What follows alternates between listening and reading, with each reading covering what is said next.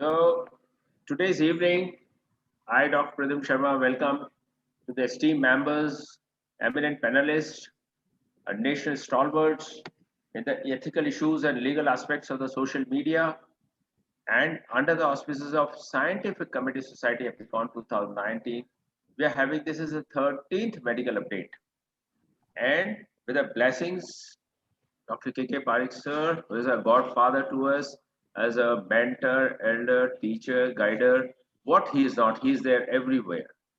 Dr. Giriji Mathur is a Vice Dean in College of Physicians, Kota, and Dr. D.G. Chandani always as a guard का डब्बा बहुत important पूरी train को संभाल के रखता है.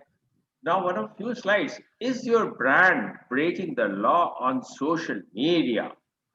One of very hot topic. Everybody is so fascinated with Facebook, Instagram, Twitter. Social media could carry you on the wrong side of the law. We have so many icons, just confused. Now, looking at the top active social platforms, we have a Facebook, WhatsApp, Twitter, Messenger, Google, and so on. The brandequity.com says there's a plea in the Supreme Court seeks to regulate social media platform. This is January 18, 2021. Facebook outlines proposal for online platform liability reform. Mark Zuckerberg. Republic Media, Arnab Goswami. The TRPK is fake or right, we do not know. We have been so many issues and the mouth is just clogged. People are paid to watch something very difficult story. Donald Trump, account suspended, one of the most leading ones. The President of America. Rangoli Chandel, again account suspended. We have many things. We have very new names, clickbait, and so goes on. So digital marketing agency scenes are, hello Raghav, how are you? I'm good, sir. What about you? I'm good too. Wanted to check you with payments. Hello, hello, I cannot hear you. So now again, we are back, and I do request when I hold and hands to Dr. K.K. Parikh, sir, the past president API, to kindly address today's meeting, sir. Dr. Parikh, sir.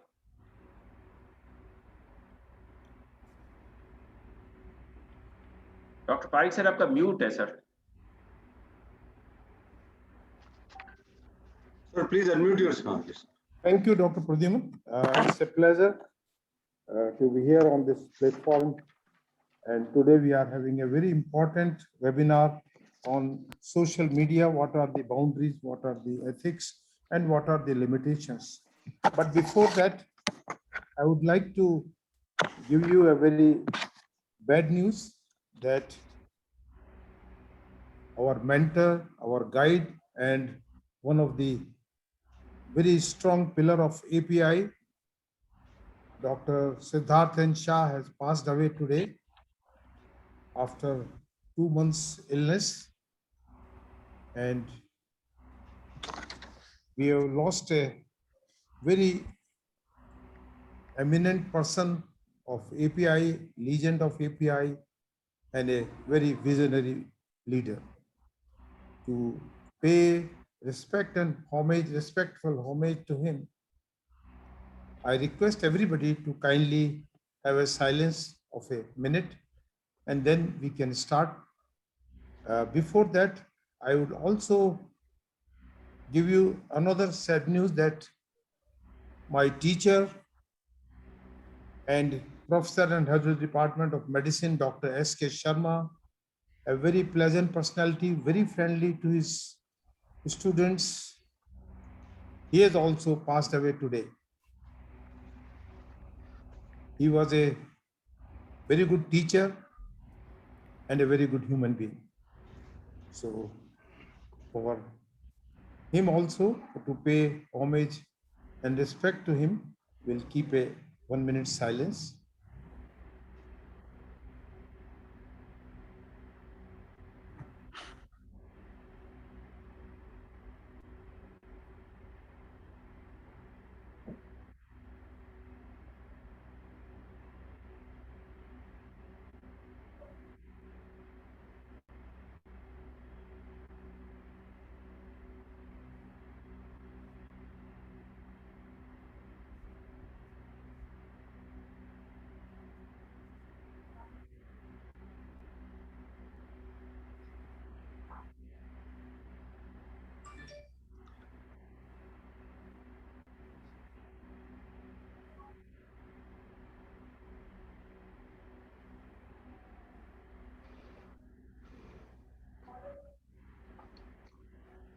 Om Shanti, Om Shanti.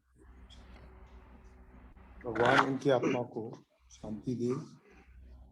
So now we start with our webinar. Today we have a very important webinar on social uses and dangers of social media. We have got a very eminent speakers, those who have got a very great experience, and they are wonderful orators, Dr. Jagdish Chenappa and Dr. Jagdish Sen.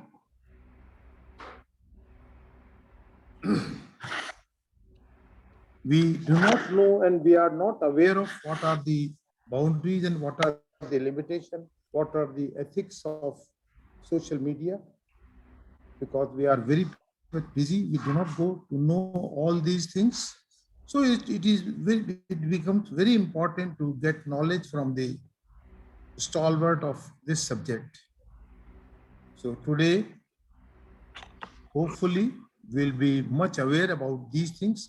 And I request Dr. Jagdish to kindly, beside social media, tell us about the print media. What are our limitations in print media?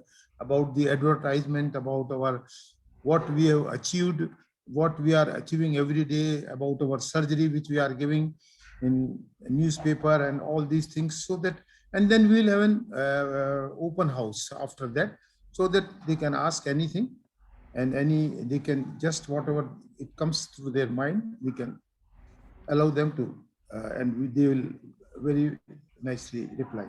So I request Dr. Girish Mathur to kindly introduce our eminent speakers, and it is my privilege and a great honor to welcome all of you, all delegates who are attending today's webinar, our galaxy of speakers, both Dr. Jagdish Chenappa and Jagdish Narayan, and our moderator, Dr. Girish Mathur, Dr. Pradyuman Sharma, Dr. G.D. Ramchandani, and all delegates. So request Dr. Girish Mathur to kindly proceed with the meeting. Thank you, sir.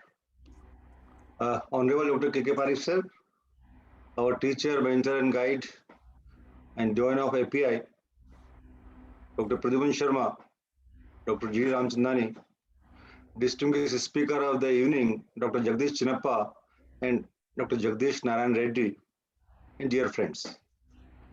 The term social media includes personal and professional platforms like Facebook, WhatsApp, Twitter, LinkedIn, Instagram, and many more, with billions of users worldwide.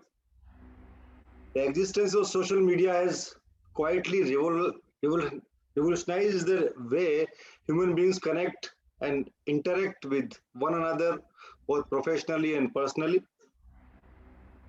In many ways, social media is a liberating tool for millions of people throughout the world. The challenge for healthcare professionals is how to use social media in a responsible and thoughtful way. The use of social media in healthcare setting raises a number of professional issues, including concerns related to privacy, confidentiality, integrity, and accountability. We will have an in-depth dialogue about the ethical issues and legal issues in social media. And we have two eminent personalities, Dr. Jagdish Chenappa and Dr. Jagdish Narayan Reddy. Dr. Jagdish Chenappa will be briefing us about the ethical issues in social media use. Dr. Chenappa is a cluster head, pediatrics, Manipal Hospital, Bangalore. He is president of respiratory chapter of IAP. And another esteemed faculty, Dr. Jagdish Narayan Reddy, he will be speaking on legal aspects of social media use. Dr. Jagdish Narayan Reddy is working as professor and head of forensic medicine, Vedehi Institute of Medical Sciences Research Center, Bangalore. He is member review board for many journals. He is consultant to many NGOs. He has written several chapters and 2 books and published more than 28 papers in index journals and edited books. He is former editor of Journal of South India Medico Legal Society. He is former president of Karnataka Medico Legal Society. and is member in many national committee on framing guidelines on like child sexual abuse, violence against women, sexual violence victims, and sexuality counseling for healthcare providers. So I'll first invite Dr. Jagdish Chinappa to speak on ethical issues in social media. Dr. Jagdish Chinappa, please. Thank you, sir. Thank you for that wonderful introduction. I must thank Dr. Parikh, Dr. Sharma, and Dr. Mathur for giving us the opportunity to speak today. Um, Today, we are going to divide this talk into basically these ethical aspects of social media and the legal aspects of social media. Though they may sound very similar, there are very vast differences between these two.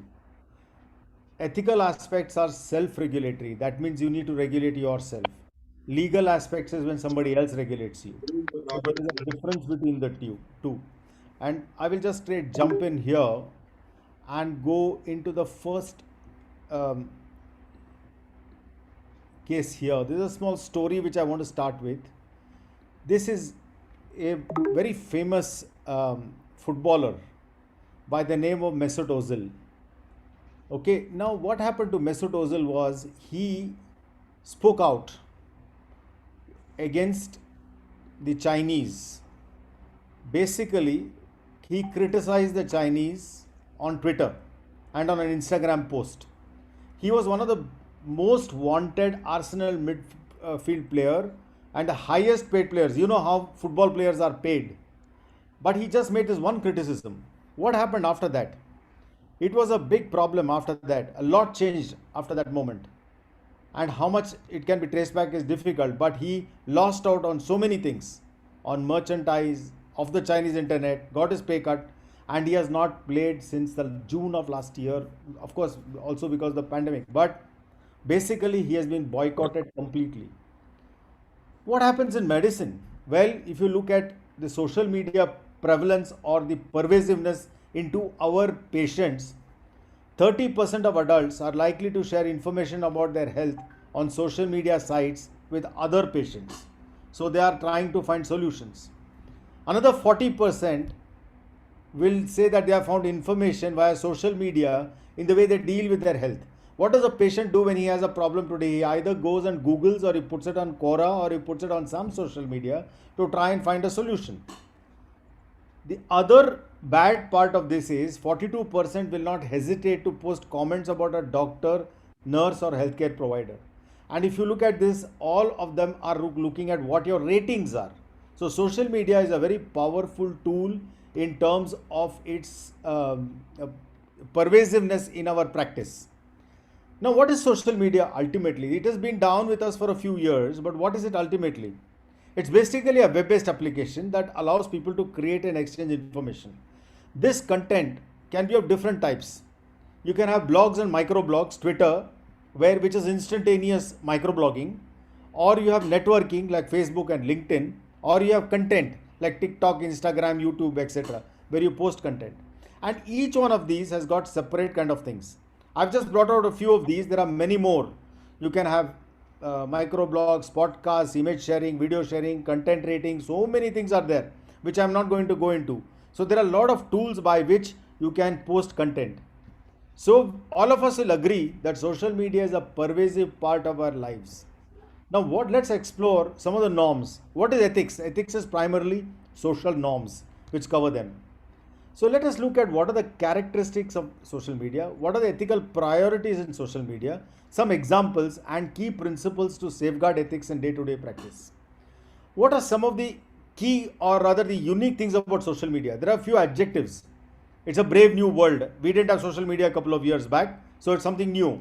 It's pervasive. Everybody, including your vegetable vendor, uses social media. It is shrouded in some mystery. It is addictive. All of us are addicted to looking at our WhatsApp messages almost every 15 minutes. It is anonymous. You can remain totally anonymous on social media. Nobody need to know who posted it. You can be indifferent. You need not worry about the sensibilities. You can manipulate. In fact, there are a large number of corporations that manipulate through social media. It also leads to uniformity because everybody tries to do the same thing. Its virality, it can spread so fast that it cannot be retracted, and there are a lot of interconnectedness in it. The other bad part of it is self-centered. Everybody is worried about his image. Everybody is worried about how many likes, followers, etc. And of course, you can be secretive about it. Anonymity is a major problem because people can use the internet anonymously. Primarily because if you look at it, almost 86% will take something to mask their digital footprints. They will try to hide themselves. They will try to keep away from government agencies or even, for example, location or identity. In fact, many people will put off their location, etc. So again, what it does is anti-diversity. It leads to self-centeredness. You can see this interesting cartoon where the poor fellow is drowning, but everybody is trying to take a photograph so that they can post it on social media. So basically it is self-centered. Another thing is money is king. If you look at social media, ultimately it is profit that drives people. Addiction. In the olden days, we used to keep rat traps with cheese there to pick up to get into the trap. But here, everybody is seeking an internet connection because they can connect with people socially.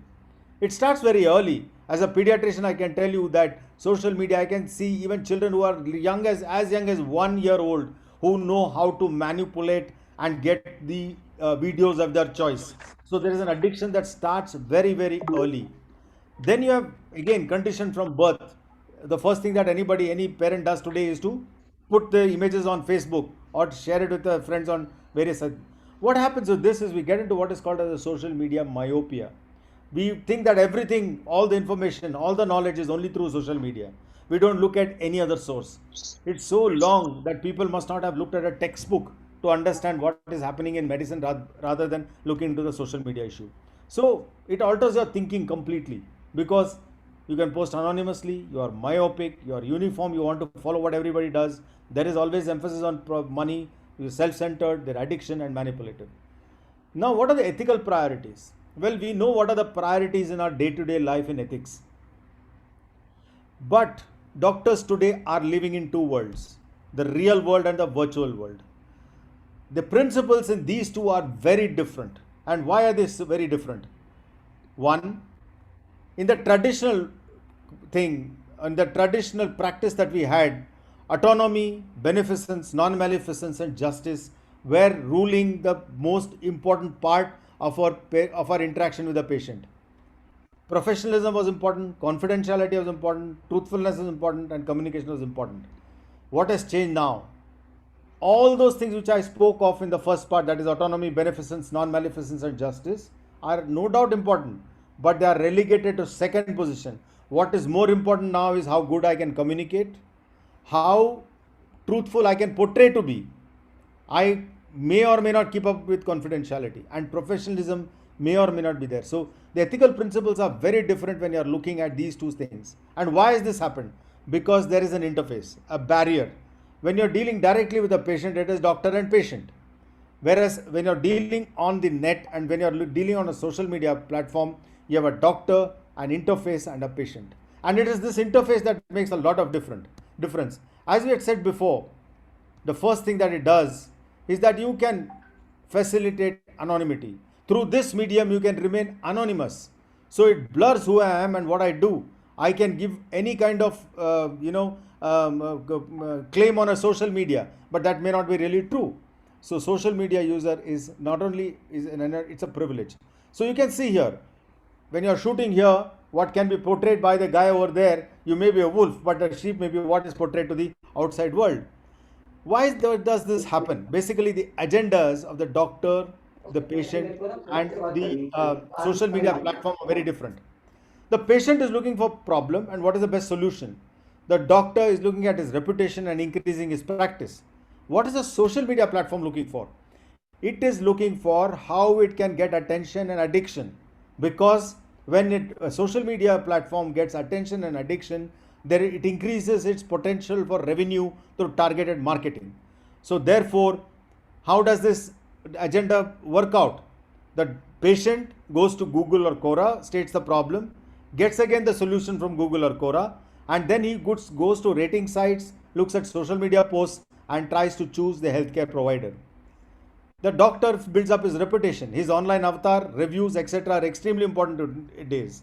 They also looks at how to increase patients walk-in because of social media presence, like creating a niche area. You may be a cardiologist, but you want to say I am very good at interventional cardiology, or maybe keyhole surgery in mitral stenosis or whatever. So you are looking for referrals and positioning, and the money you spend will look at the quantity, quality, and time that you spend on social media.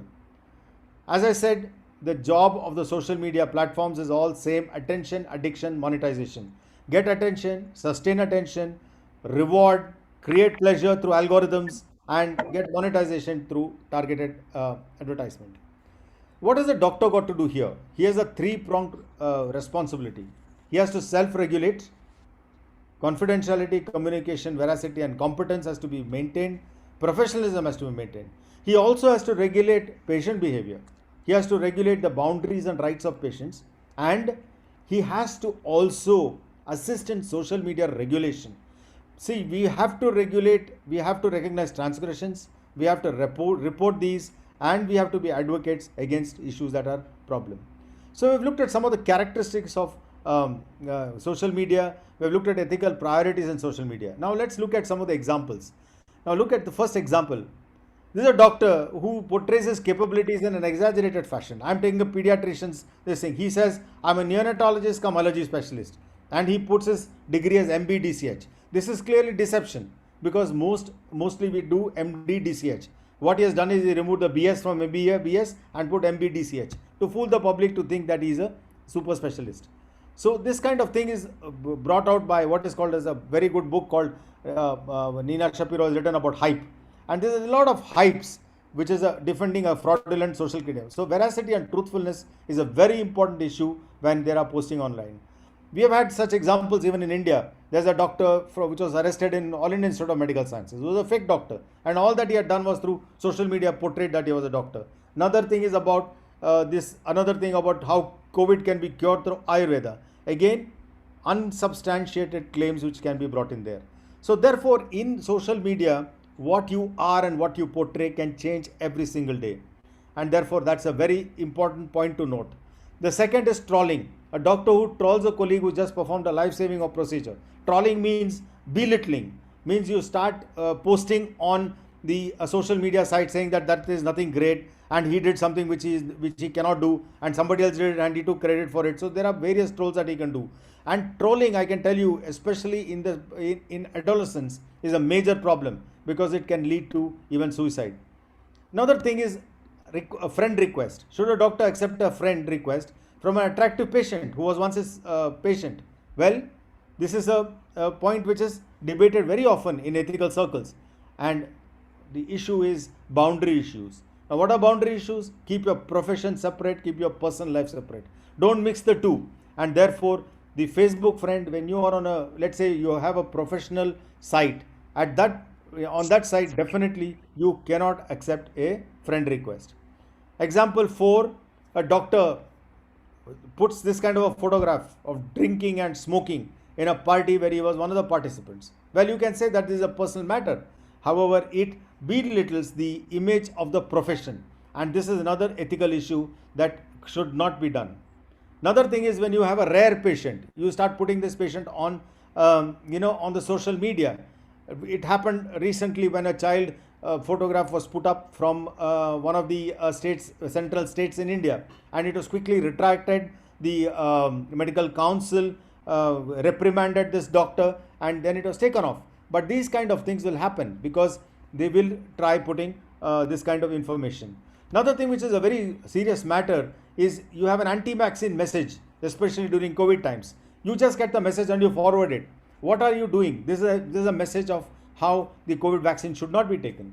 The multinational pharmaceutical companies selling such vaccinations and medicines have managed to buy our politicians and dumping these vaccines on our children. This is the kind of messages they give out. And when you forward it, you are also liable for that message being sent out. And what happens here is that there is a huge amount of anti-vax sentiment that comes into the population. So basically, this social media can lead to a major problem.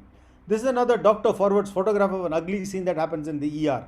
This again shows the medical profession in a very bad light. So therefore, there are various transgressions that can happen, which are major or minor.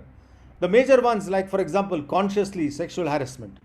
The unconscious ones, like for example, sensitive details you send on an unsecure network and somebody sees it who's not supposed to see it. The minor ones, like for example, you mark a sarcastic comment or troll a colleague, and unconsciously you could send a racist joke. In India, it's not very uncommon where you forward a racist joke and then it becomes a kind of a major problem. Here is one or two of the examples where three doctors were suspended for sharing C-section photos via WhatsApp. So we have covered some of the examples, and there are many more examples, I'm sure. What are the key principles to safeguard ethics in day-to-day practice? Ethical principles remain the same. What we need to do is to implement all of them when we are on social media. The first important thing is respect the boundary. What is professional and what is personal must be kept entirely separate.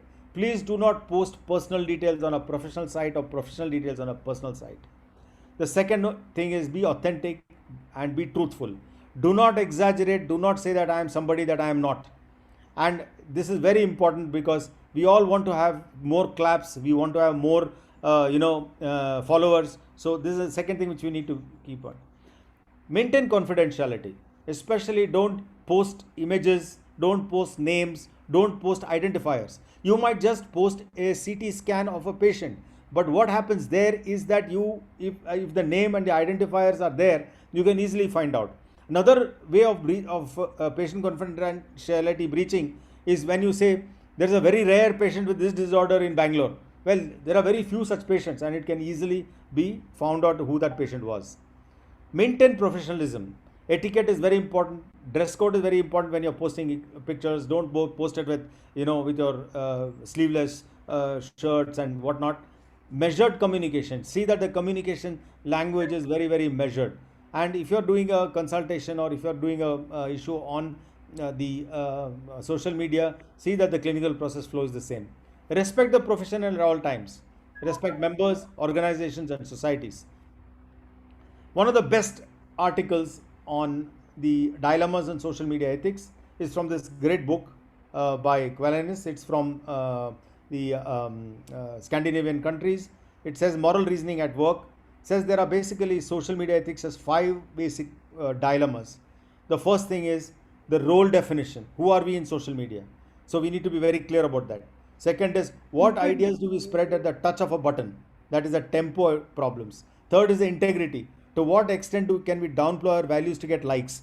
Can I downplay my value to get a like? That's an issue which is an integrity issue. Speech, can we express anything without censorship? That's very important. And competence. Can we exploit competence gaps to seek favor? So with all these problems, should we stay away from social media? Well, I would suggest follow the rules. Keep a balance because social media has many good things. You can connect with patients, industry, media, and public can discover you. It is the norm of the day. You can't escape it. You can establish yourself an expert. You can indirectly brand yourself. You can't go around tom-tomming that you are in so and so, but you can indirectly brand yourself. And you can have a wide audience which extends beyond your local geography. The world is your audience, so you can go anywhere. But be cautious. Look at the regulations and look at the ethical breaches or the 5 ethical breaches we looked at. So, should we stop posting on social media? Definitely not. Keep posting on social media because the squeakiest wheel is the one that gets the oil. Thank you very much for a very patient hearing. Thank you, Dr. Jagdish Chinappa, for an excellent talk on the ethical issues in social media. We'll now move on the second talk, and after that, we will have discussion. So I invite Dr. Jagdish Narayan Reddy for his talk on legal aspects of social media use. Dr. Jagdish Narayan Reddy, please.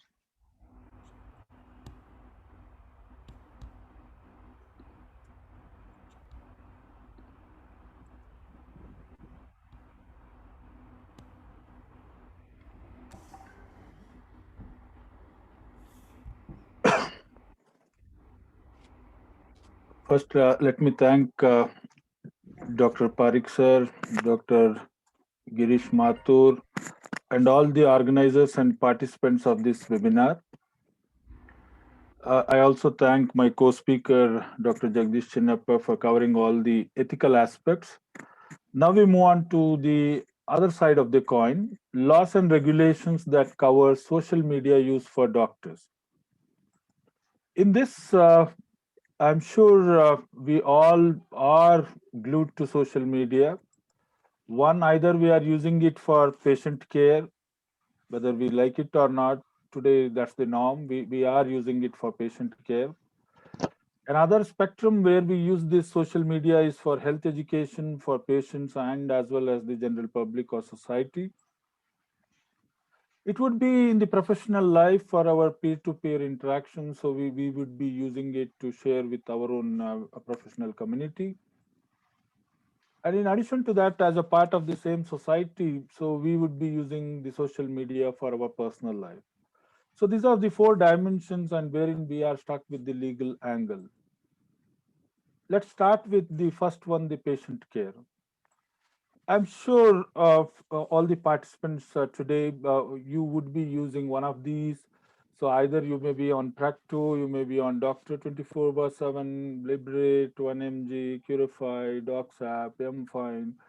The list goes on. The list goes on. Every day there are new things entering into the market. So these are something which are specific to the healthcare industry.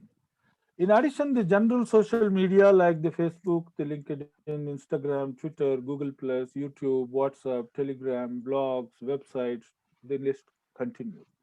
We are getting new things almost every day. Now the new thing is the Make in India. So that's something again. There are new versions which are coming of the same. In terms of patient care, so we may be looking at searching the hospital or doctor. So these social media would be looking at the opportunity of searching towards a doctor and the hospital. And we as healthcare personnel may be creating our interface in enabling these searches for the hospital and the doctor. I'm sure all the hospitals, definitely the corporate hospitals, are using it for booking appointments, for consultations, admissions, and procedures. Many of us are doing it for health education, and some of us may be looking at creating an online visibility. So more and more you are. So you would be having your own online ratings. Feedback about doctors amongst stakeholders, particularly clients. So this is something most of those healthcare related social media apps, they are looking at how to rate the doctors and from that the visibility as well as the ratings go. In addition to that, though they are not part of the directly the therapeutic care, but the other associated issues with the therapeutic care, like promoting ease of access to pharmacy services, promoting ease of access to diagnostic services. So today, you look at a couple of decades back, nothing of this was heard. But today, even a small kid knows, I can pick up most of the healthcare industry or all the activities of the healthcare industry through the social media. Dr. Jagdish Chinnappa pointed this case. Let me continue that case and look at the legal issues which possibly could be. There was again a debate whether this was a real case or again the case was fictitious. But let's look at the legal dimension. Even if it were to be a fictitious case, if that case indeed had occurred, so what would be the situation? So what had happened or the supposed to be happen was the doctor had taken the photos and while conducting the C-section or the cesarean section surgery, while delivering triplets, and obviously this was without the consent of the mother, and those photos were shared in social media. And as a consequence of sending these photos into the social media without the consent of the person, so on the complaint of that person, so the state medical council suspended the doctor. It didn't end at that level. There were charges of indecent assault put, particularly section 354 IPC, saying that outraging the modesty also, violation of the privacy, all of us have to remember we have the IT Act of 2000, which got amended several times because almost every day we are having a new amendment being sought. Even the regulation of the social media, the amendments being sought, whether the Indian government can regulate activities which are happening in the foreign soil. How can we regulate over there? So one of that would be Section 66E of the IT Act, wherein these doctors who captured and published or transmitted the image of a private area or part of the body. I'm sure many of us are doing this. We may be clicking photographs of several of the patients, of some rare findings or unique findings, or sometimes which are confusing findings, and we may be sharing with our own peers and try to get it or try to educate our own peers. Uh, Another would be electronic form, any sexually explicit act that is covered under Section 67A of the IT Act. So look, a simple photograph being shared about a cesarean section surgery of a triplets being delivered, one gets suspended from the state medical council. There's a criminal charge of 354 IPC. There are again sections under the IT Act, and again, look, IT Act may be more difficult to overcome because you have a digital proof, and that itself act as an evidence against you. So that's something which we all have to remember before we try to transmit anything on the social media. The next major issue which comes out is the advertisement. So I think Dr. Parekh sir was also talking about the print media also. Many a time we come out, if I take the examples of a corporate hospital, that's where we get the advertisement. The group of doctors who are on their panel, so some of those photographs are being printed onto the advertisement, and they are. And there are many. Recently, one of the state medical council in South India, but I'm not taking the name because that is being challenged. So the one of the state medical council had pulled down that hospital, saying that you have no rights to advertise the doctors. And one of the doctors sued the hospital because that doctor was no longer continuing on the panel of that hospital, but that hospital had used that doctor's photograph in that advertisement. So that is something is a new age thing on the print media. Similar would happen in the advertisements. May not happen in the national media, but again, you look into the local media. There are today, if you pick up the television, there are so many of the local news channels or the local channels.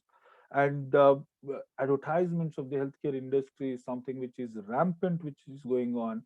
And I'm sure all of you would agree, but that's something which is going on.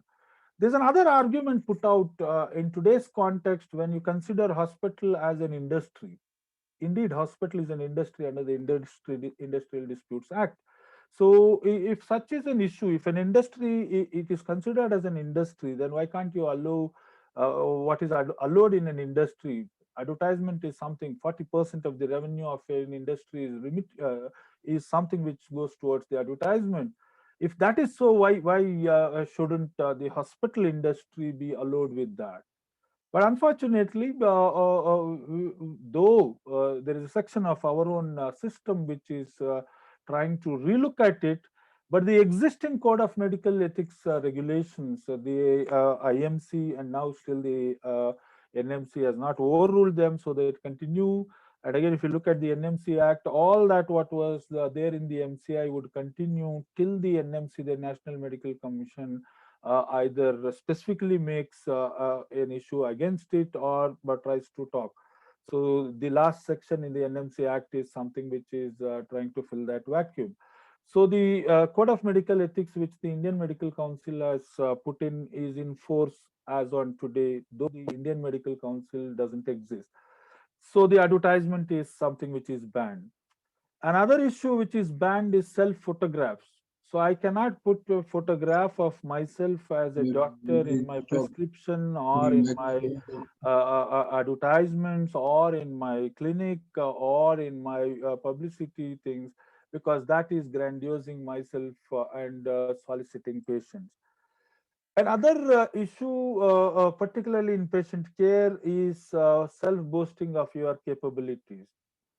So many a time, these sort of issues did not get into the notice. Print media, again, print media was to a limited viewership or a readership. But a social media, the viral things which happen, anything posted may get global across the world. That's this the speed within minutes it can take The it. microphone And if unmuted. somebody You're self muted. boasts of your capabilities, of your skills and knowledge, and on a later date also they can be verifiable. And if you are boasting yourself of some skills and knowledge which you are not, then again you are violative of both the medical ethics as well as you would be getting into the other laws, particularly in relation to cheating. Posting previous patient cure details, it may look simple. What's wrong? I treated that patient and that patient got cured. But without the consent of that person, if somebody somebody puts that into the social media, so then you are violating the privacy and confidentiality of the person. Not only ethically, legally also you are liable for that. Soliciting patients online is against the code of medical ethics regulation, and there is a automatically a disciplinary action from the state medical council.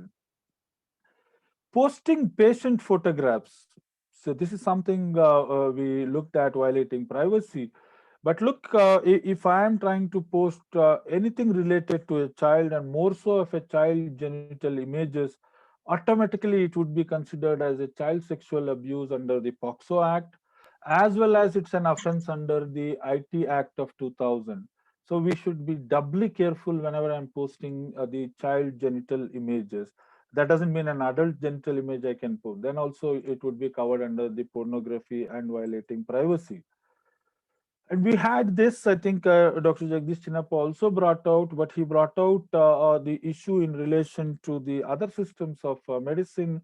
But even within the allopathy, if I try to spread false information or rumors about COVID-19, then the Disaster Management Act has enough provisions to pull us down. We are the responsible members of this healthcare system, and we cannot, even if you don't agree to a system, because COVID, we don't have a definitive cure as on date.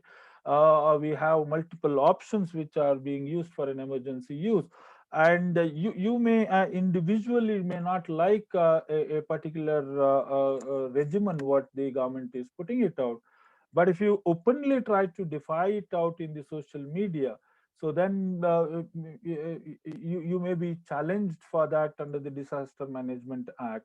This is something which, on one end, should I meekly accept something which is against my values and principles? Wouldn't I have a right to criticize if something is not medically correct? But unfortunately, when you are dealing with a pandemic, then that too, when the Disaster Management Act has those penal provisions, so you have a right to bring it in an appropriate forum and not the social media platform. If you have reservations on a particular drug in any pandemic, and now with the COVID pandemic, you have to bring it in the appropriate forum and not on the social media platform. Posting, sharing patient reports, something this becomes an order in all our team-based approach. The junior resident or the senior resident would definitely post the lab reports, the radiology reports for the consultants or the experts' comments. And did we seek the consent of the patient? I still remember one of the case way back in 2-3 decades back, of one of the famous company of I don't want to name the company, but it was trying to outsource the services of radiology from the city in the South India to US. And the US patients had sued, saying that how without our consent you had shared our images to another person across the globe, and that company had to bring out a change in the consent performance so that those things are involved. So today we have to be very careful. Without consent, you can't share anything onto the social media platform or into the web world.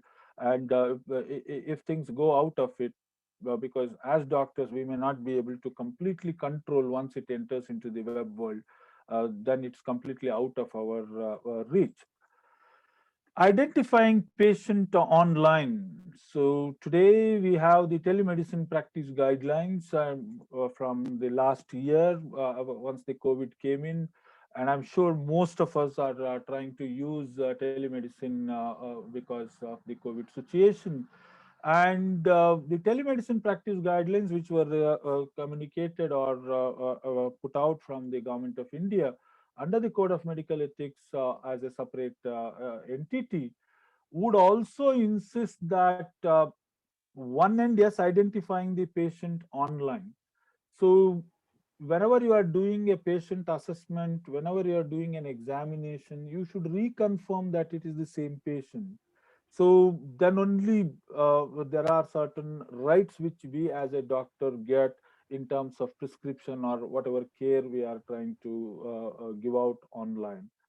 So the telemedicine tries to give out an interface of a patient can approach the registered medical practitioner. So they may not have much problem if you are doing a video consultation, you are seeing the patient, you are seeing the findings. But the problem comes when a caregiver of the patient is the one who is interfacing with the doctor and you fail to identify it correctly. Then your prescriptions, your what sort of care you have given can definitely be challenged. A colleague in terms of a paramedic or a nurse in the form of a health worker is trying to interface, then you should have the art of picking that information. And definitely whenever you are trying to deal with an emergency, what emergency can I do? I'm saving the life of the person, but there are restrictions for your online thing.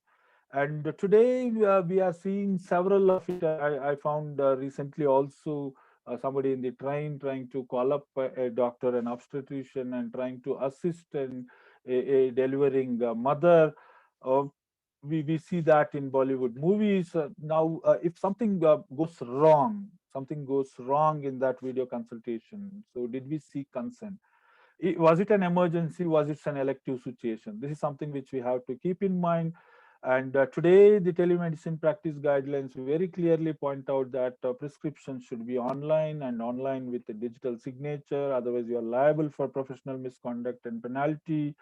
Only the list O medicines which are available over the counter can be prescribed. Otherwise, you are caught for violating the telemedicine guidelines. List A drugs, list O drugs would be the over-the-counter drugs like paracetamol or lozenges or likewise. List A drugs would be only with the video consultation. So that means you first have to identify the patient, to do an examination of the patient online, and then only you can prescribe either it would be your first consultation or a refill of a sort of like in diabetes or hypertension or in bronchial asthma. List B drugs would be those sort of things which you can do on a follow-up consultation, and the telemedicine guidelines clearly point out that 6 months, within 6 months, if you have seen that patient, then only you can fill the follow-up consultation rules, and you may prescribe the drug. It's a strict no for the Schedule X drugs or the drugs under the Narcotic Drugs and Psychotropic Substances Act. So you can't prescribe them online. So somebody may question me saying that, oh, I was not tech savvy. But today with COVID, I am forced to look into this. Yes, there is a window period within 3 years. Already 1 year has crossed. We are still with COVID, maybe another 2 years. So within these 3 years, we all have to understand by getting a training on the telemedicine practice guidelines, and we all have to be certified with it. So that's what the guidelines prescribe for. We need to be very careful, particularly in relation to patient care. So you have a digital proof. if you make some racist comments, so whatever we do in our consultation chamber, in the face-to-face, we needed somebody to prove as a witness. But today online, if you have created some sort of a indiscriminatory communication or a racist communication, the digital trial is against you. If we have any conflict of interest with any pharmaceutical company or a biomedical company, you either have a favoritism to a particular company or you criticize another company without a sort of a proof, then that company also has a right to sue you to show evidence why you have made that derogatory comment against that particular drug or a brand or a company. So you can't violate the copyright issues, patents, licenses. Today, healthcare is an industry. There are so many stakeholders which are there. And anything I do on social media violating these things, then I'm under the Copyrights Act, the Patents Act, under the license. They all can sue us as doctors. And whatever I put it on social media, claiming to be myself or mine or my own evidence, and tomorrow, if I have not acknowledged, if it's not my source or the proper referencing is not done, then I'm caught under the plagiarism laws. So, breaches of the patient privacy, you are stuck under the Code of Medical Ethics regulation. Violation of the doctor-patient relationship, again, you are stuck in the social media. If you are damaging to the professional image of your colleague or a hospital, then again you are stuck the legally. And if you are using, because nowadays we all, even the MCI asked for computerizing the health records or computerizing the case sheets. There are certain apps which I can use in my OPD, but if my firewalls and safety mechanisms are not proper and somebody hacks into the patient information, so as the person has shared that information with us as doctors or the hospital, then I'm also legally liable, and I need to face litigation for violation of the confidential information. Now, when does doctor-patient relationship establishes? We all agree in a face-to-face or a physical. If somebody reaches the doctor clinic, we all know that a doctor-patient relationship exists. On sending an email, is a doctor-patient relationship established? Yes, definitely. On sending a WhatsApp image, and if the doctor responds, yes, the doctor-patient relationship is established. If on a Facebook a request is given and a doctor responds, yes, then also the doctor-patient relationship is established.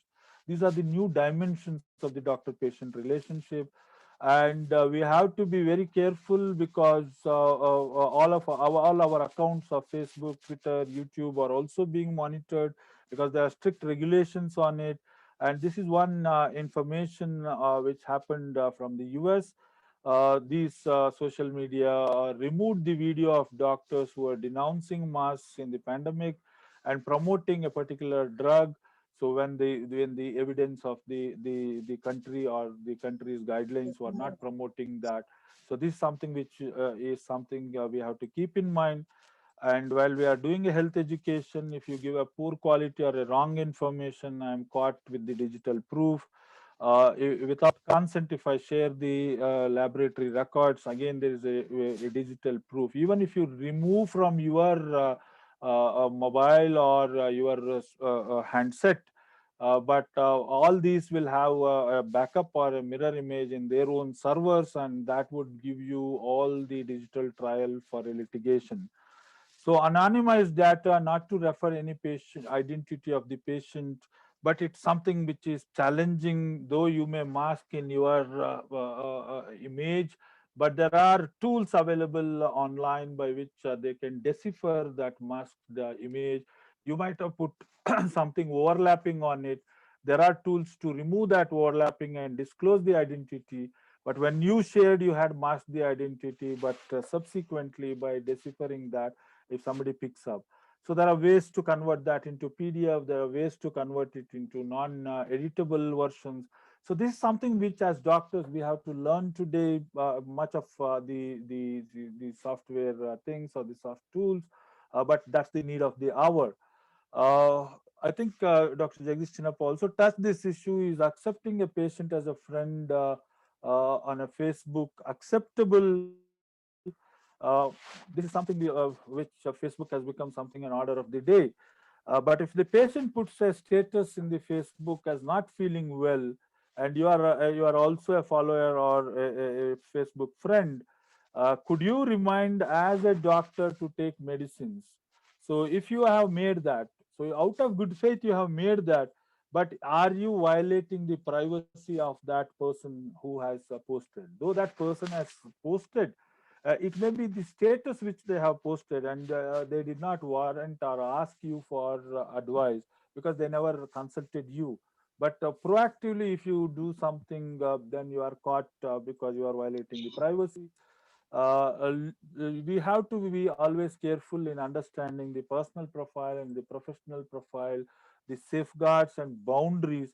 So my professional profile and the personal profile should be separate and not overlapping. So if I overlap, then definitely there are litigations waited. Not to respond to the therapeutic care on personal profiles. Patient privacy concerns in the personal profile is something which we have to keep in mind. So in a personal profile of you, you need not discuss about the professional life at all. So this is something you need to have two accounts and then based on it. But unfortunately, most of these social media accounts come with some common things like you have to give your identity to either through your Aadhaar number or likewise, but again, that can get something murky. Uh, to end this session, you need to be aware of what you do on social media, and part of that would be through your telemedicine, what we are doing, mandatorily issue a prescription, maintain the digital trial. You need to have those logs, records, and charts. That's something the documentation which the guidelines speak out. If you don't have, then tomorrow there would be a litigation against you, and that would be violating the privacy, the consent forms, and likewise. You can charge a fee, but whenever you are dealing with an emergency, the guidelines restrict only to first aid, restrict only. You can't be heroic in trying to, or you can counsel to alleviate the fear, and or you can facilitate a referral to a place till they reach over there. But you can't be heroic in trying to do an emergency things over the online things. But there's a strict no for surgery or invasive procedures. But all the privacy confidentiality issues have to be borne in mind, even if you are in a social media trying to do the telemedicine. This is something which we have to keep in mind. Otherwise, we are caught on the legal wrong side, and we are liable for that. So to conclude, we dealt in this session the laws and regulations governing social media usage by doctors. I thank all the organizers for giving me this opportunity to share my views, and I hand over back to the moderators so that if there are any questions, we can take it further. Thank you very much. Thank you, Dr. Narayan Reddy, for a magnificent talk and for making us aware about the different legal issues, legal aspects of social in our day-to-day clinical practice. So now I invite questions and comments from our learned viewers. House is open for discussion. Dr. Girish, can you hear me? Dr. Kulkarni. Yes. You're welcome, Dr. Kulkarni. Dr. Kulkarni is a leading physician from Mumbai and has got a keen interest in social media use and IT. I invite Dr. Kulkarni for his comments and his questions. Dr. Kulkarni, please. Yeah, both Dr. Jagdish have done fantastic, and the practical points must be known to every practicing physician or pediatrician. I have got one simple. If we put a photograph of ours on the visiting card, is it a legal hassle? Or in our profile, if we put our photograph of a clinic or hospital building? in the social media? Should I answer, sir? Yes, please. The Code of Medical Ethics doesn't allow us to put a photograph of ours on the visiting card when you are trying to give that for a patient. So that is considered as advertisement. We have enough cases from the Tamil Nadu Medical Council which were tried, and the doctors were on the losing end. And whenever you are trying to put out your hospital and likewise photographs, here let me put out the doesn't apply to hospital. I think the IMA case was the landmark a couple of years back. The term hospital or an association are exempted. It's only an individual doctor we are liable under the MCI provisions. So if I put a photograph of myself as a doctor, yes, I am liable. But if I put a hospital, so then that is something. But again, the debate continues. If I am trying to put an image of a bone, so that was something which was questioned. So does it mean advertisement like I'm an orthopedician? But an extension of that, if you look out as a pediatrician, if I put a figure of a child, maybe a nude child. So even if I am putting it as a picture and not the actual photograph, it may be a sort of a line diagram, but that would be violative under the POCSO law. And again, these are some things which are new, which have come in. But many a time as doctors, we blindly try to do it out, but the newer ramifications have come in the nuances of the changes in the law which have come. And today I would, in my opinion, I feel that putting a photograph of ourselves or a photograph of something which denotes my profession would be something detrimental. So I would desist from doing it. Thank you. Dr. Girish Mathur, sir. Welcome. My question to Dr. Jagdish, sir.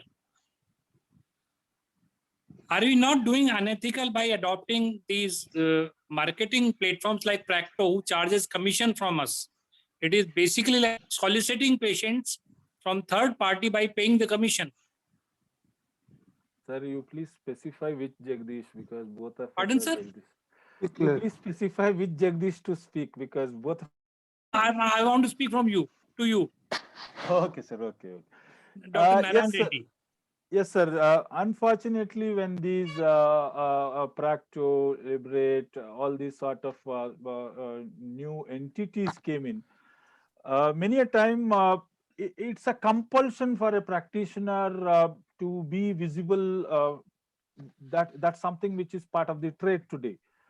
But again, if you look at, definitely it is unethical, because your ratings by if I pay a premium amount, I am given a bold presence in. No, sir. No, what I'm asking, these platforms take some part of our consultation as service charges.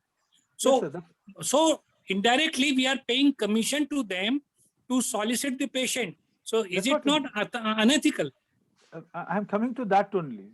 That itself is an unethical act.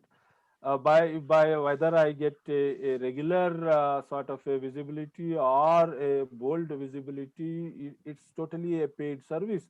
And nobody, they are not like some of those free ads or yellow pages or likewise which are doing free. Here it comes with a payment. And when I am trying to get my visibility, then definitely I'm getting visibility to solicit patients. It's an indirect way of advertisement. This may be looking like a newer advertisement, not from the regular print media, but this is on the social media, and I'm trying to pick up. Definitely, it's unethical, and I'm liable under the Code of Medical Ethics.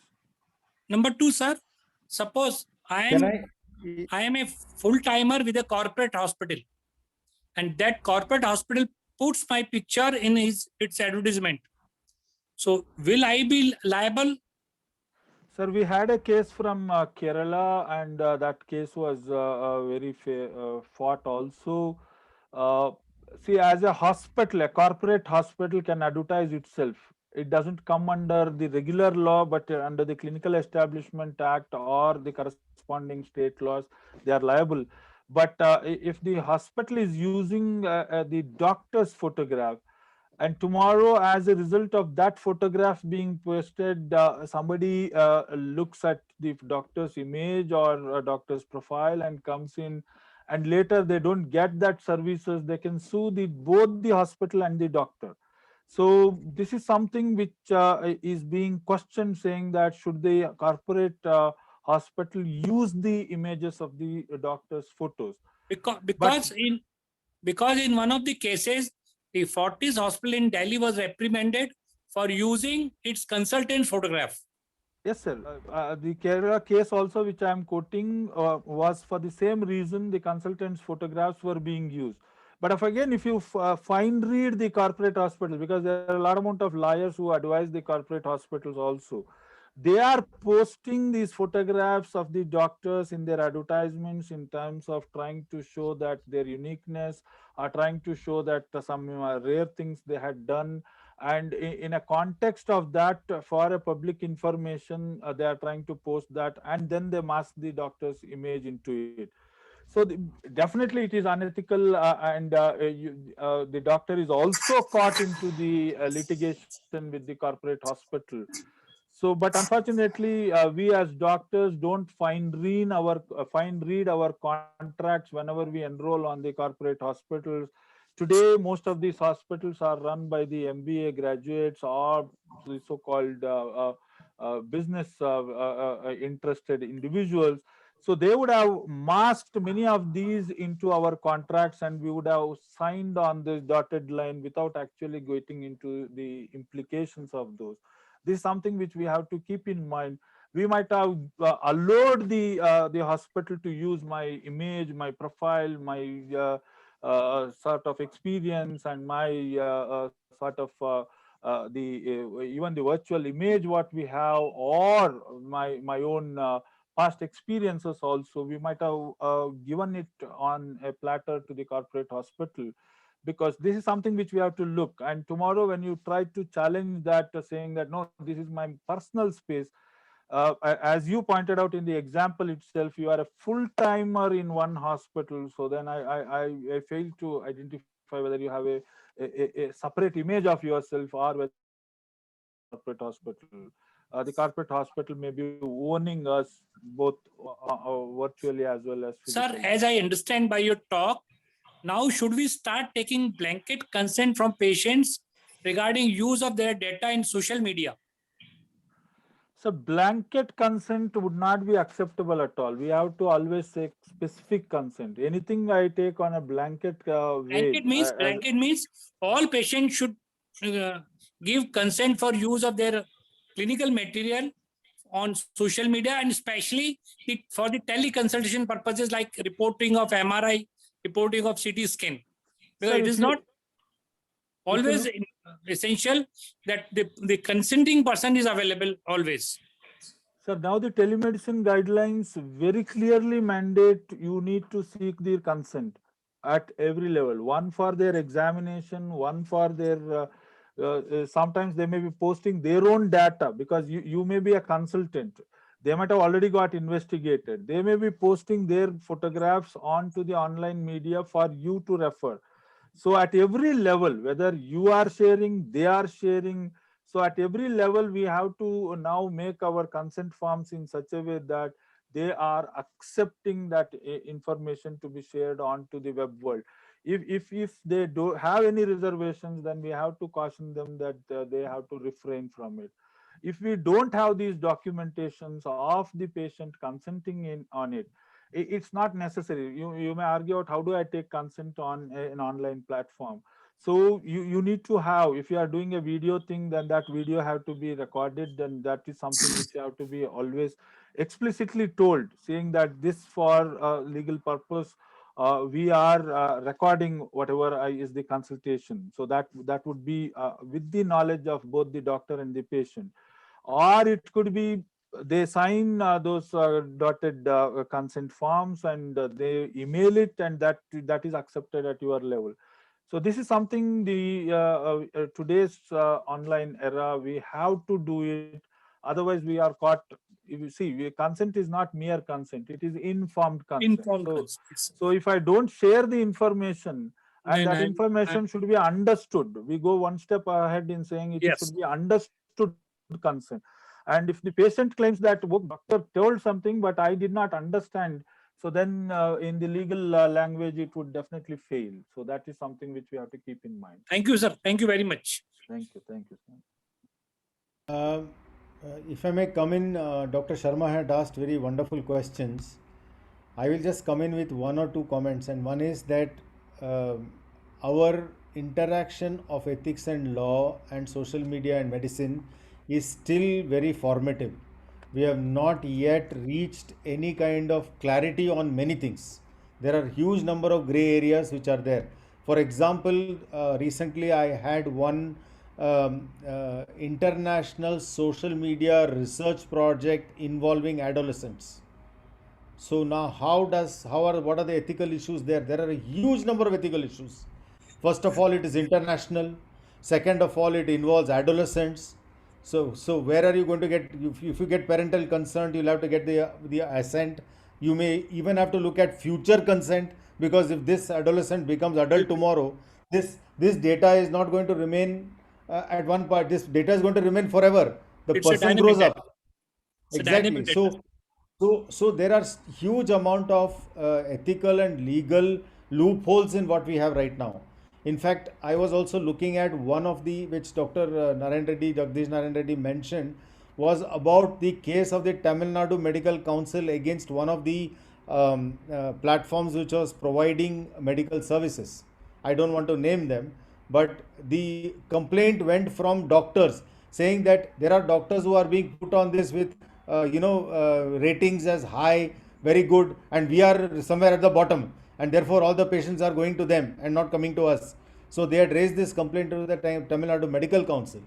So I think there are many such things which are not yet very clear. If you open now the online pharmacy and relationship with the medical profession, it's another Pandora's box, because Exactly. everybody has got his own problems and we do not know what is happening. So I think we are still in the formative phases, and I think it's very important that leaders like Dr. Parekh, Dr. Sharma, and all of you try to put forth problems and what their possible solutions are, because I'm sure the government and the National Medical Council will be still looking for solutions. Yes, sir. I think it's a dynamic process has started now. Learning by doing of all the social media issues.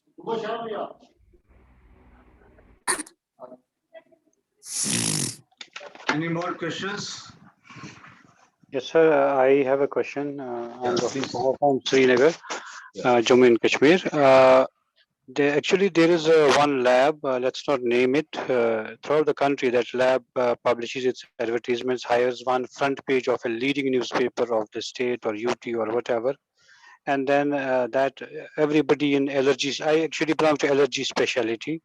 Everybody knows that lab is a fraud, doing some bogus blood tests, but hiding one full page on the paper and misleading the general public as such that we do such and such blood tests, allergy tests in blood, which actually is wrong. So how do we cope with it in a legal form? I mean, where do we complain about it as doctors, as allergists of the state? Should I? Sir, the issue is under the Clinical Establishment Act, it includes not only the clinics but also the subsidiary things which are there, and that was the reason why everything should be coming under the licensed platform. But unfortunately, Clinical Establishment Act is a central law, and many states had its own modifications. So I'm not very sure of Jammu Kashmir adopting the Central Clinical Establishment Act, but now you being the union territory, so automatically now the central Act of the Clinical Establishment Act applies to you. So you can directly file a complaint under the Clinical Establishment Act against that company if you feel that they are not following what is part of the standard guidelines which are prescribed under the rules of the Clinical Establishment Act. So that would be the forum, because now they would be liable under it if you feel that they are misleading, if they are not following what is required. Right. Right. Thank you, sir. Thank you so much. I have similar type of day-to-day problem which we are facing. The way Dr. Qureshi has asked, that nowadays I think it's a fashion, or it is a social, that every patient or some of the patients, they are doing their investigations from health home. This is some sort of some checkups, 20-30 pages bunch is there, and they used to come. This my father, my mother's. Should we consult them, or what to do in that situation? Because patient is not there, neither patient nor we are examining. They are coming with the 30 pages, 20 pages. They are popularly labs, their franchises are there. So whether we should consult or what to do in that situation. But this is nowadays very common problem. It's very common. Everybody is facing in day-to-day practice. Dr. Ramchandani, I have very simple solution. What I do is I tell them that I will not interpret tests that I have not asked for. If I have asked for a test, I will interpret, because ultimately a test is a corroborative to a clinical evaluation. It doesn't stand alone on its own. So I tell them very clearly that you may come with all the reports, but I will only look at the reports that I have asked you for on my prescription. I will not interpret anything other than that. With due respect, it's laying a trap, because once the patient asks you to see the reports that patient have not seen, it is a trap in you. And the moment you start speaking, there has a lot of the question and answer, and at the end of the time, you are defamed. So it's better not to see the reports, rather saying simple no is the answer of 100 of the questions. See the patient first clinically, and then be supported by the investigation. So today the world is of data. Like we are totally seeing, Google Pay has just launched an application where they are giving you 20% discount on the medicine, and they ask you to fill the forms on a certain medication disease-wise, and finally they will come out the data that this is a diabetes, this is a hypertension, these are the medicine to be brought. Indirectly, the patient was in the trap, and our data is sold to Amazon, to our Google Pay, to our Facebook. So because last time Mr. Trump has reversed this order which was there, not to buy the data, not to data to be sold, but secretly the order was reversed. So today is a world of data. People are giving you discounts like on dine outs, like on a basic many things, like on a pharmacy also, because we do not understand how the discounts are done. But it is indirectly they are selling your data, they are selling your prescription. Recently, a company asked me to write down prescription on a prescription pad given by him and on a pen. And once I write a prescription and give his a mobile number on the date, a message goes to him, and he was paying me 200 rupees per prescription. So the world is so changing, so disastrous the results. We are sailing in a short-term gain. We have to see the things on a long-term basis. We should not fall into these small traps. That's probably one of the version. I think Dr. Kulkarni wants to ask something. He has raised his hand. Dr. Kulkarni has raised his hand. You can reply. Dr. Kulkarni, are you there? I'm just unmuting myself. This is a very simple question. It is called as a search engine optimization. Suppose if you pay to one particular agency, or in either in Google or in Just Dial, they upgrade your status when you search for example, one of my friends' family had gone to a place like Alibag for picnic, and the child falls sick. So when I just asked them to search for senior pediatricians in Alibag, I could find name of everybody except for our good old friend, Dr. Rajiv Dhamankar, who is the senior most person in that area and is competent enough. And then I realized that all these junior pediatricians or all these other people, they have paid very heavily to organizations like Just Dial or Practo to keep their name on the top of it. So is there any way in which we can prevent it? This has to come through. See, this is a matter which has to come through regulation. See, Practo unfortunately has also done many other things which are what you said about search engine optimization issues. And I think the point right now is that this regulation has to come from the top. We cannot do anything for regulating these kind of organizations because it is not in our purview. What we can do is to just stay out of them and just say we are not interested in getting involved with any of them for anything. Sir, only the ethical practitioners are away from all these platforms. But unfortunately, the competition in our profession is such that it compels many of the individuals to be part of it. As long as people are there, so these companies flourish. And again, a part of the patients are looking at these sort of available resources in trying to. So we need advocacy. We need more discussions on this. We need to raise saying that the doctor-patient relationship is something which has a historical sanctity for it, and it cannot be, maybe in some compulsions like the pandemic we can, but telemedicine cannot replace the physician, the physician being physically available with the doctor. I don't think whatever be the technology, I can bring in that attitude, or I can bring in that warmth, I can bring in that sort of a comfort of the doctor-patient relationship. Though today artificial intelligence is something which is picking up as one of the questions which raised, today we are misusing the artificial intelligence on these sort of things by trying to look at the trails and try to see, unless all of us are ethical. So that's the starting point. So any amount of law, there will be a violation. But something what has to come with every one of us is something which should be from the ethics background of it.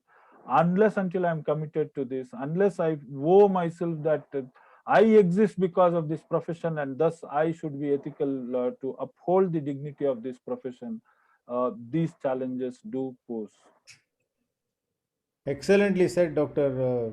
Narayan Reddy, and I think that is the crux of what we are speaking today.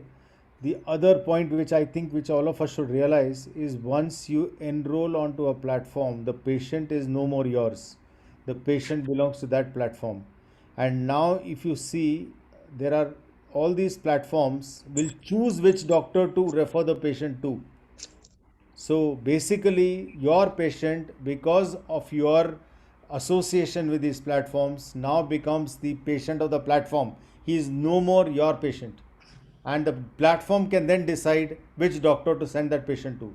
So I think we are getting into a dangerous game, and the sooner we all raise our voices against it, the better it will be. Jagdish, as you rightly said, there are three presidents of API in this meeting, past, present, and future. And as an organization, we must take the issues to the central body so that we are a part of a better deal from these platforms at least, and because they are advertising indiscriminately. So would you not mind the practice like in the United States that you cannot change a doctor? Here what it comes, I go to a doctor at 10 o'clock. At 11 o'clock, I have an appointment with a different doctor. At 2 o'clock, I have a third doctor. At the end of the day, I have 5 doctors with me. So I'm so confused. So it is very injurious to a patient's health also. And what happens at the end of the day, it's a criticism and criticism. Why in United States, you cannot change a doctor because you are tied up with insurance. And insurance does not allow you to change a doctor. Once you have seen and taken a consultation, you have to follow the guidelines according to what the doctor advises. यहाँ पे जो होता है, सुबह तो गए रामचंद्र जी के, दोपहर में हनुमान जी के, शाम को शनिचर जी के चले गए. And at the same time, we always carry different meanings.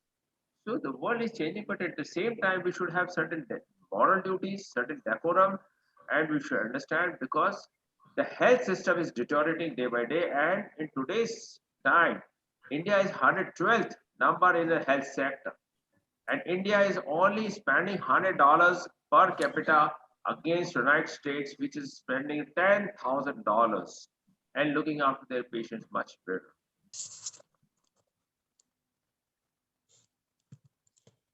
Any more questions? So I have a few slide sharing again. So coming to the end, what we have gone through the beautiful illustration and uh, so the highest penalties even the Googles have paid, Facebook have paid, and if you count the zeros, 1, 2, 3, 4, 5, 6, 7, 8, 9, $5 billion the Facebook has paid. And now what happens is before you say think, T is true, H helpful, I is for inspiring, and N is nice, or rather say is a beautiful, K is a kind. April 2012, Columbia University says, and there's a politics prizes for the investigating, and we are putting those things. YouTube channel also have been paid penalties, and we wish my sincere thanks to eminent speakers, and I request Dr. G.D. Ramchandani to kindly for a vote of thanks. Thank you, Dr. Pradyuman Sharma. On behalf of Scientific Committee Society Epicon 2019, first of all, I convey my thanks to both the renowned and legendary speaker from the country. And we heard Dr. Chinappa a few years back also in one of the conference. So first of all, I thank Dr. Jagdish Chaniappa, who's the cluster head pediatric Manipal Hospital, Bangalore. It was a wonderful presentation on ethical issues, which is very day-to-day we are using social media. And secondly, I also convey my thank to second speaker, who is a professor and head in the forensic medicine, Dr. Jagdisha Narayan Reddy from Bangalore, for his definitely giving us the various things in legal things and social media. Social media is definitely very useful, as we are connected because of that social media also. We are connecting in last 1 year. I think we use social media quite extensively in our presentations and our this webcast also.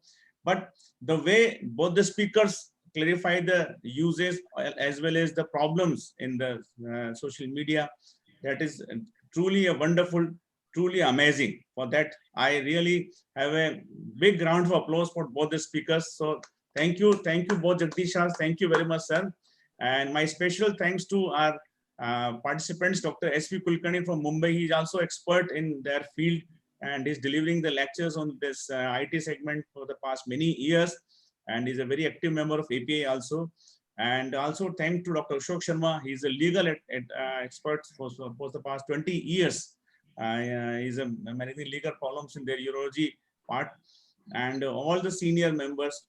And my special thanks to our Scientific Committee Chairman, Scientific Committee Society Epicon 2000 Chairman, Dr. K.K. Parikh sir, and the Secretary of Scientific Committee Society Epicon, Dr. Girish Mathur sir.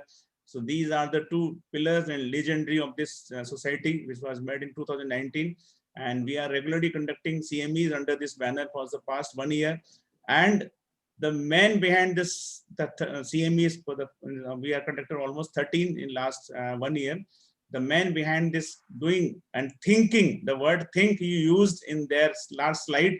He is thinking, and now he started thinking for the next what to do. For the Dr. Pradyuman Sharma is a true leader of this Scientific Society. Thank you, Dr. Pradyuman, for arranging such a wonderful CMEs for, and it's really very useful for every practicing physician, not only physician, every practicing doctor. And finally, thanks to all, and thanks to our leaders of Scientific Committee Society. Thank you very much. And thank you again, once again, thanks to both the speakers, because this topic is, I think, very new.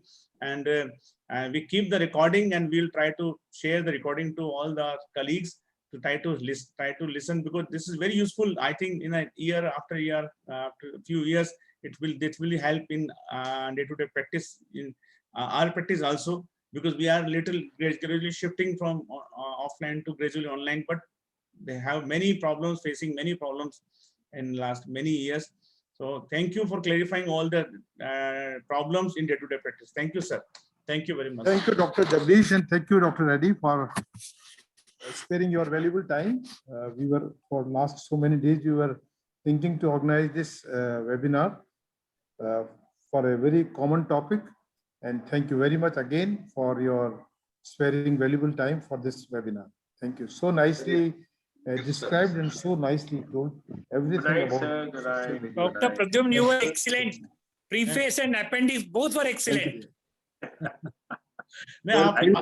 Recordings of your meetings, and many people will be benefited by the recordings. This is one of the excellent session I have ever attended on social media and technology in clinical medicine. Hats off to your organizing and selection of speakers. Parikh sir, thank you very much. Thank you, dear. Thank you so much. Thank you, Kulkarni sir. Thank you, sir. Yes.